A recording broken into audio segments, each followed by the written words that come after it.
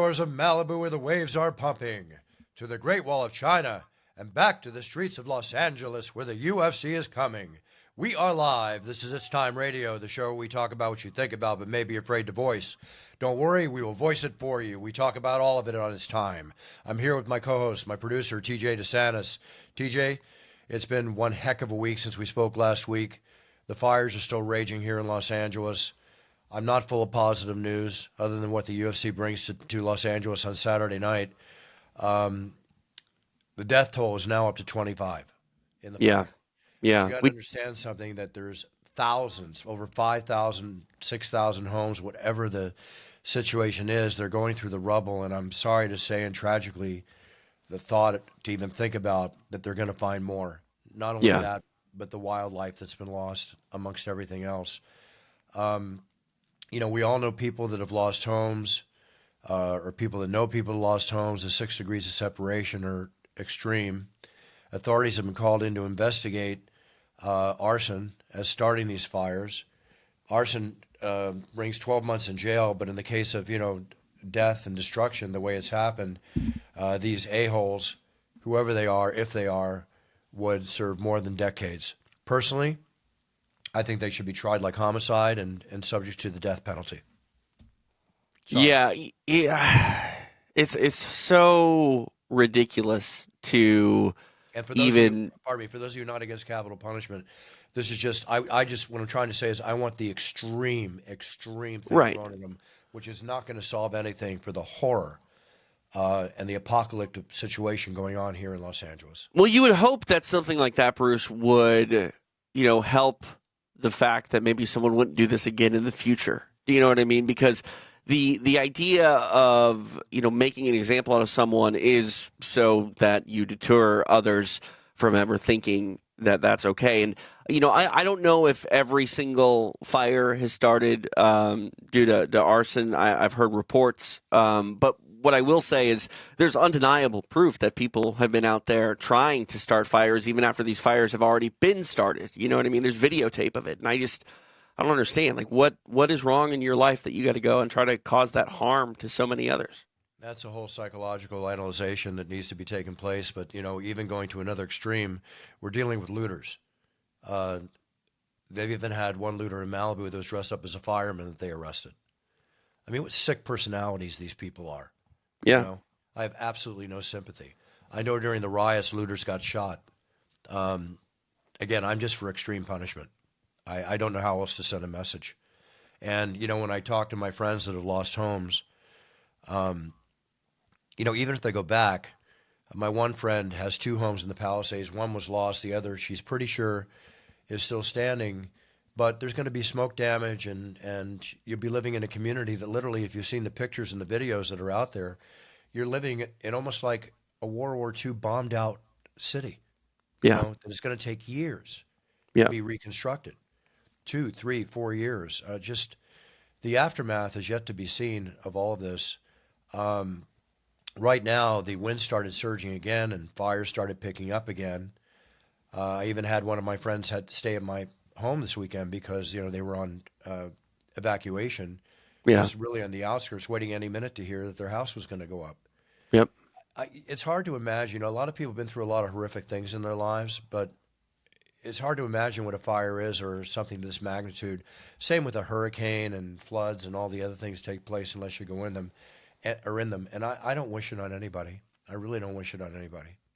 No, it's unthinkable. I mean, you said it. Like, if people haven't turned on the news or looked at the internet and seen these photos, Bruce, it doesn't look like it's anything like we've ever experienced in this country before. And I don't say that lightly. I know that this country has been through really horrific tragedies and devastation, but this is something different. It's crazy. Very different. And as I've stated on the show before, I've been through all the fires in Malibu since 1972. I've never seen anything like this. And I've seen, some really horrific situations. But aside from that, my heart, my prayers, my positive energy, my thoughts go out to everybody out there. Whether you're a person 9 to 5 or a celebrity doing what you do, it doesn't matter. As I said before, all people are created equal, and it's just horrific. I'm still trying to fathom the whole thing, but it's very affecting whether you're in the fire or you're not. The donations that are being made, if you wish to make donations, there's a number of organizations out there that are good. Right now, they're planning a benefit concert for the LA wildfires, which is getting an overwhelming response from artists all over and musicians, and that'll be a huge event. That'll bring in a lot of money. The Los Angeles Fire Department could use donations too. I mean, there have been firemen that have been injured, the whole bit. That is for those of you that want to know, it's the WODFF.org, which is the Widows, Orphans, and Disabled Firefighters Funds. I was talking to a friend of mine, Captain Kewenhall of the LAFD, and he was telling me that is the main organization to donate to for the LAFD. And he was telling me that he and his department, which is not in the Palisades but on the outskirts of the Palisades, they were called in initially when the fire happened. They were able to save 20 homes before it just swept all through the Palisades. Yeah. We know about the water situation there. I've read where the reservoir was being under construction, or was under construction. They didn't have the water. There's all these things coming out about that. There's a variety of GoFundMes for LA wildfire victims. Over $100 million has been raised there. But you want to make sure you're donating to, if you do donate, and I suggest you do, I'm going to myself, that an organization that definitely is the money's going to go directly Right. to what they're talking about. The NFL, I read they donated as a group $5 million. Other people donating individuals. Ava Longoria donating $1 million to support LA wildlife relief, because a lot of hearts and minds go out to the animals that are suffering. I saw one video of a man going back to a place where his home was burned, and he hadn't been there for 3 days, and his little dog ran out, to see him, and the response from him was just brought tears to my eyes. It was Yeah. unreal. Yeah. Anyway, this is an ongoing situation. So all of you out there, please send your prayers, your thoughts, your best wishes to the people suffering, and to the LAFD, LAPD, police departments around. Firefighters have been called in all the way from Mexico up to Canada to fight these fires. God bless them all. And if I ever hear about defunding happening to the fire departments or the police departments anywhere in this country, if this is not an example of what funding to these organizations should not be cut, because they need all they can to take care of us and protect us. First responders are extremely important in this world. I'm sure you'll agree with me on that. Yeah, I don't know what funding was cut or what wasn't, but the bottom line is, in situations like this, if resources aren't there, that's a problem. Yeah, and then we had a situation here where a big plane that can dive down into the ocean, scoop up water, and drop a tremendous amount of water. I don't know exactly how much. It was battling the Palisades fire, and a drone hit the wing, which caused it to be grounded for something like 4 or 5 days before it could be fixed and put up again. What's going on with these drones, Buff? Why are people flying drones all over the place? I don't get it. I don't know. I don't know why people do a lot of things these days, TJ. The world is it's such a different world than it used to be. Yeah. It's crazy all the way around. I can't give you any other update on that except I like to see the students in the Palisades. They're able to resume class. Schools are, taking them in other areas. They have to go like 10 miles away to go to school. Think about the stress this is on the kids, the stress this is on the parents. A, they don't have a home to house their kids. B, they've got to drive their kids to continue their education. Relocate. Hotels are jammed. Hotels around Los Angeles are jammed. Yeah. There's evacuation centers full of people, and not to mention the hotels and whatnot. And it's a crazy time to be here. It's survival and coping and durability being tested. And the 22 minutes ago, it was announced the strongest Santa Ana winds. That's what we call them here in California, the Santa Ana winds. They'll finally ease, hopefully late tonight, but they were just coming in like crazy. Yeah. The wind direction will change on Friday. Hopefully usher in some more moist air, which will help with this. But these fires are not over. And we're having, the UFC here on Saturday. I wonder, which is a sold-out event. And I understand, and in the area it's happening, the fires are not threatening, but they're threatening all the way around. And I wonder what effect this may have, if any, on the UFC, although my main concern is with the fires, even though I'll be roaring away, as always, from the Octagon on Saturday. Yeah. I mean, I live pretty far out from LA proper, but I've been in a red flag warning all week, meaning conditions are perfect for fires, and thankfully we haven't had anything out there. But I mean, that's the thing. I think a lot of people don't understand how big this area of the country is, and how prime and ready for fires we are all over the greater Los Angeles area. And hopefully, this is closer to the end than it is, the middle of it. But yeah, unfortunately, this is a reality that we have to face year in and year out. And unfortunately, this time it was the worst case scenario thus far. Right. Well, let me go into another thing that's happening too. In the areas where the fires happen, we have air quality. Mm-hmm. The wind-blown ash particles all the way around, asbestos in the air, the whole bit. Just like 9/11, when people suffered and became sick after being on the scene as first responders were in 9/11. I mean, what's the effect of the after effect of the ash and all the stuff in the air in these places too? Yeah, I had an air quality alert 2 weeks ago, long before this ever even started, Bruce. The air wasn't good, and now it's just been horrendous. Yep. Well, the EPA has been called in to remove household hazardous waste from properties that are damaged. The scope of this is it's staggering. It's as I even look at some of these quotes here, staggering when you think about it. Unbelievable.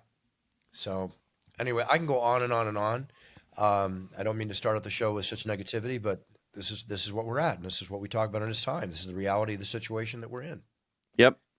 And we all need to lead our lives. We all need to stay positive. We all need to enjoy and still be aware of everything going on around us. And that's what the UFC is all about on Saturday coming in town. So let's touch on the UFC and go over UFC 311. It's a big fight night. Before we do, did you read about Khabib Nurmagomedov being taken off the airplane? Yeah. Did you see the video?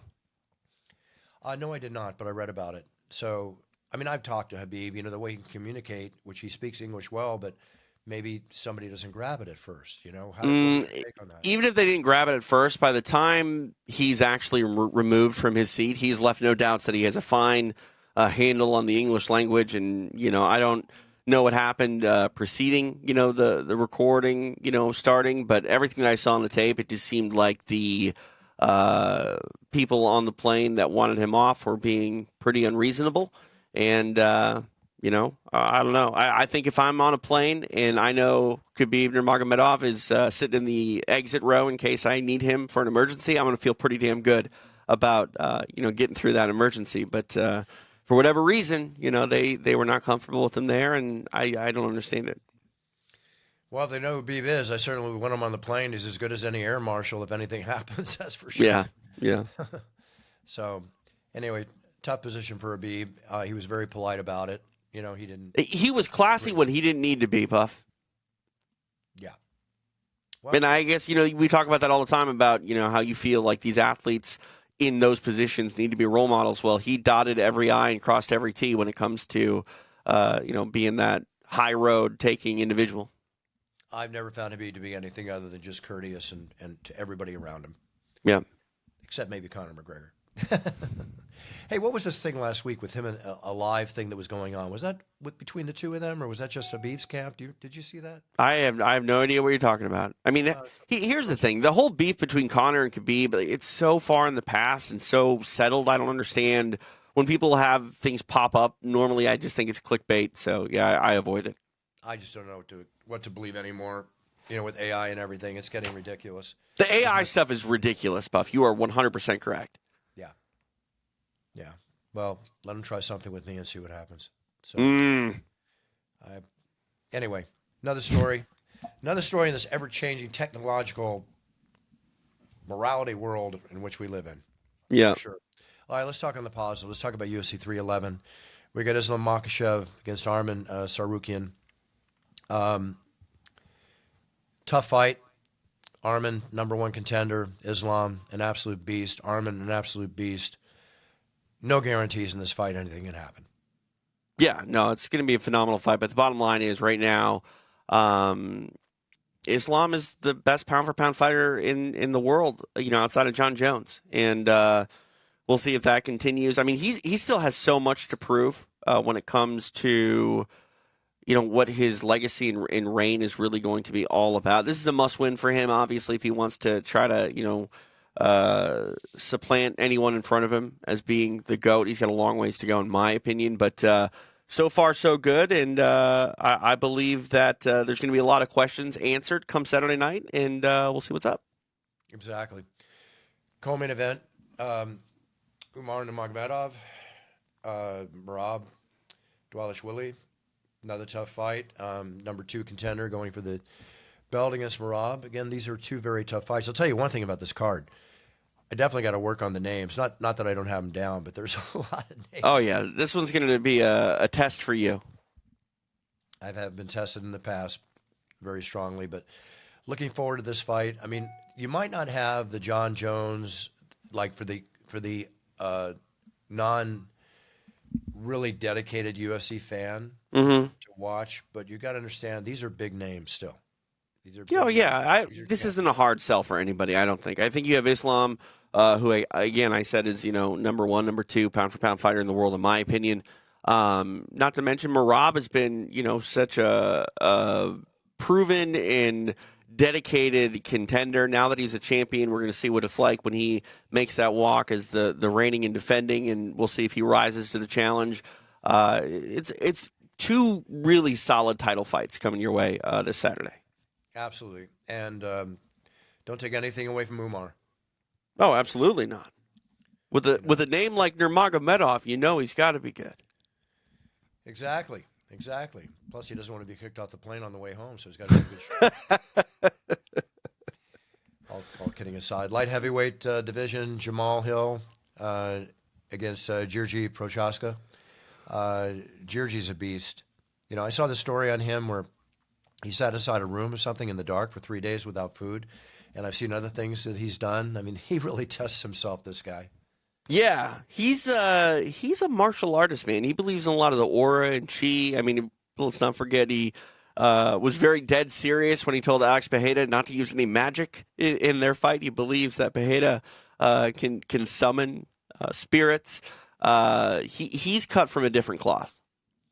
Very tough from a different cloth, and always enjoy watching him fight. And Jamal Hill's going to be a very, very game contender in this thing. Yeah. Not contender. Well, he is a contender. He's the number 3. Yeah, for sure. For sure. I worry a little bit about Yuri, though. Did Pereira break him? That's my question. I guess Jamal Hill is going to answer that question for us. Right. Now, you say Yuri, and then Georgi. So which do you say? I've always said Yuri. I believe Anik says Yuri. I don't know. I just say Yuri. It's one thing I love about the UFC. They send us the sound files. Mm. So you can always check and make sure that everything's done correctly. Okay. I say Yuri too, but let's see what's up. All right, that's a side note. Renato Moicano, Beneil Dariush. It's been a while, I think, since Beneil's fought. I'm trying to remember the last time he fought. But tough fight for Renato, a real test for him. If he wins, it's always wondering what he's going to say in his post-fight speech. Yeah, I mean, he does it for the money. He can't afford to lose. Renato Moicano, one of my favorite people to watch. Beneil Dariush, very tough guy. I think this is a bigger, in my opinion, a bigger test for Moicano. This is going to be a fight that he absolutely has to win if he wants to, continue on this rise and sort of go after the paydays and fights that he wants. But Dariush, very tough guy, not to mention trains and lives here in Southern California. You expect his fans to come out and support him, but that's a good fight. That's an underrated fight on this fight card. Oh, there's going to be a large amount of people out to support Beneil, sure, and others on this card, definitely. Kevin Holland, Renier de Ridder. Yeah, that's a good fight. Kevin Holland doesn't care. He'll fight anybody. Yeah, that's what I like about Kevin, amongst other fighters that have the same attitude. Very, very cool about that. And that's the main card. Then you go down and you got, what do we have here? We've got Taoni Barcelos, the heavyweights, Yalton Almeida, Sergey Spivak. Tough fights here. Grant Dawson, Diego Ferreira, Carol Hossa. Right? That's a tough fight against Perez. definitely. Look at these names. Wow. It's all down here. Anyway, we've got a 13, what do we got? 5, 9, 14 fight card. Going to be a busy night. Going to be a long Yeah. night. First time the UFC's hit the Intuit Dome. It's going to be exciting. Yeah, I've never been there. It's actually within 20 minutes of where I live. Nice. By the beach here, so it's kind of very easy. I don't have to stay in a hotel this weekend, which I'm going to enjoy. But when's the last time that happened? The last time was Anaheim last year. Okay. Just had a car take me down instead of staying in a hotel. But this is much closer. So, all good. Ease on me. I think about the ease and I think about the difficulties everybody else is going through, and it's like, be thankful, man. Be thankful for everything you have in this life. Yeah, 100%. Yeah, sincerely. Okay, exciting card. Can't say enough about it. I'll say it again. If you're a UFC fan, a true UFC fan, there's no reason for you not to tune into this card. No, absolutely. It's a solid card. First pay-per-view of the year. 2 title fights, both definitely worth your time, attention. And I think, we say it all the time, Buff. This is a fight card that is going to deliver. Maybe it doesn't have the John Jones name, but I promise you these 2 title fights are going to be must-see TV. And you're definitely not going to want to miss it. So tune in. Exactly. And I'll share something with you right now as I do this. Let's hear Yuri say anything. I can't hear it. It won't play the way you're doing it on that side. So sorry. You can't hear it? No, it won't play. Yeah. Oh. It gets cut out because of the sound canceling. So. Year G. Okay. Just like I had it. All right. Perfect. I don't get those files, Buff. So. Oh, you don't get the files? No. Those are only sent to UFC production. Okay. Let's see here. 1 second here. Let me correct something. There you go. Year G. Are you doing your fight cards right now? I'm not done. These fight cards are taking me longer than usual. I hear you. Not done at all. Okay, let's go into some other news here. A few other things, a little NFL talk. Bear with me while I do this. And here we go. All right. Strangely enough, they had the playoffs last week, which out of the, let's see, I was 4 for 6. I've run 100% of the playoffs, but I think there were 4, I lost 2 games. 1, 2, 3, 4, 5.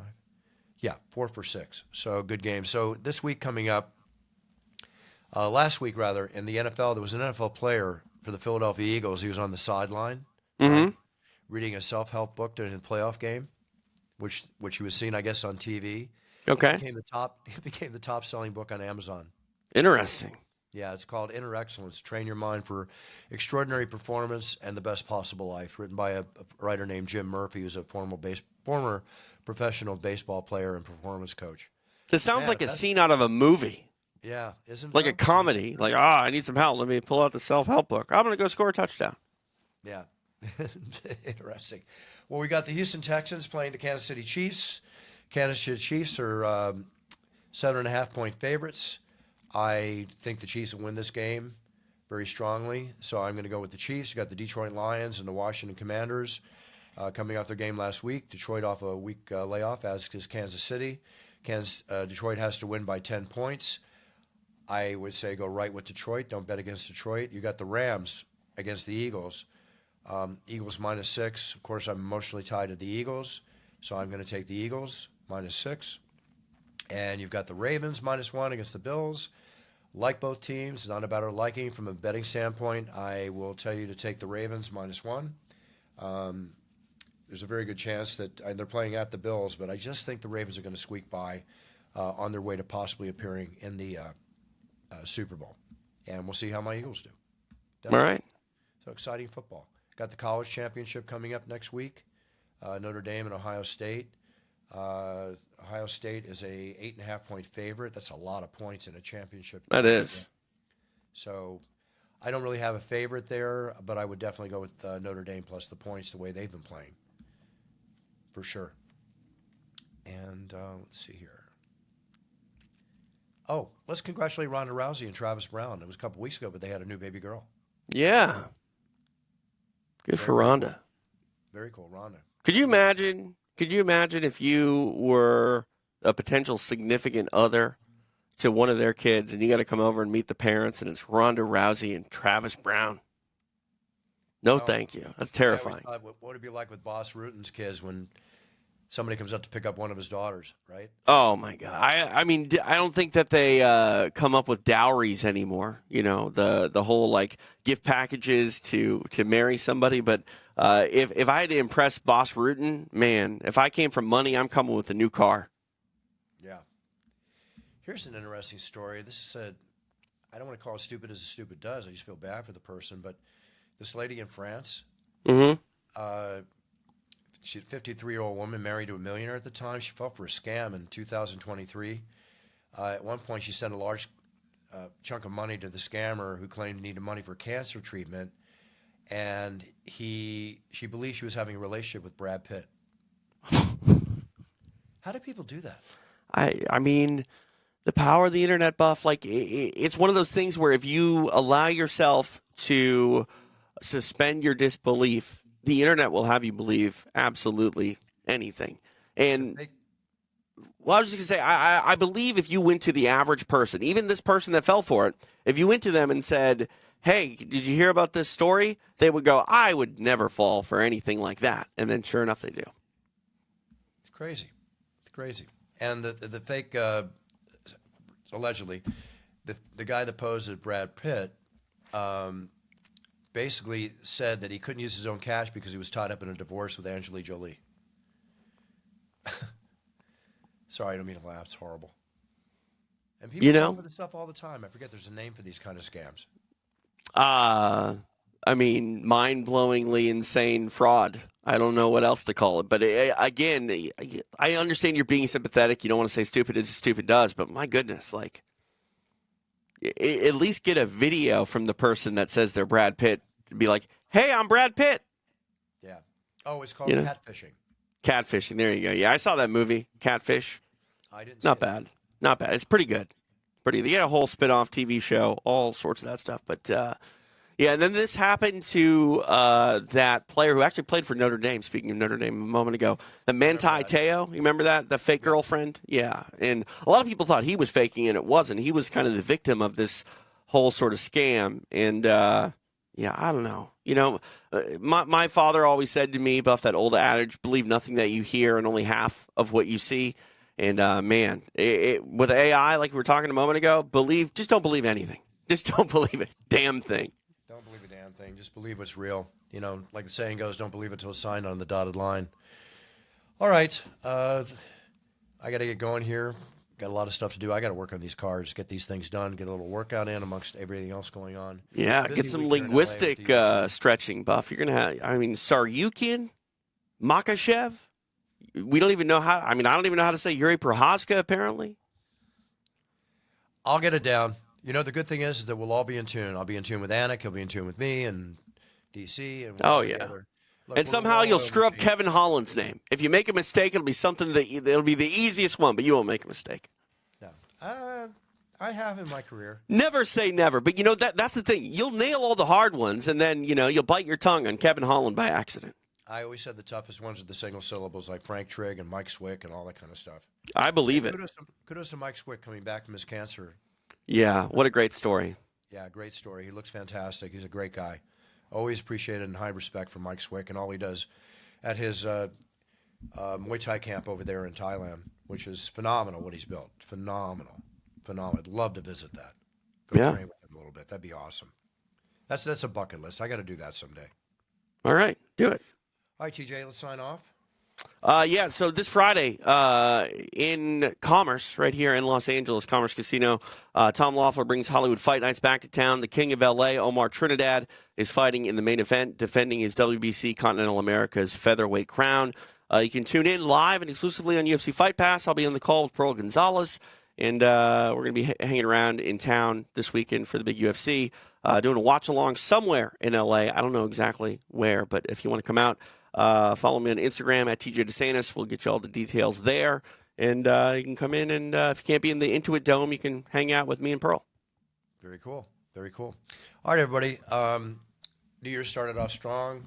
horrifically so in the areas that we've already discussed.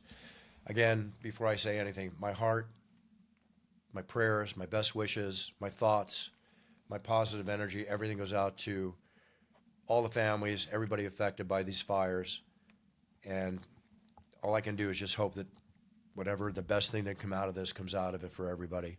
And no more deaths, no more hurts. And this goes out to the responders who are getting hurt, everything. I'm kind of at a loss for words with it, I think you can notice. So let me just send, again, my prayers, my best thoughts, everything, that this all comes to an end and we rebuild and we become, and we are, LA strong, as they say, LA strong. Let's stay LA strong.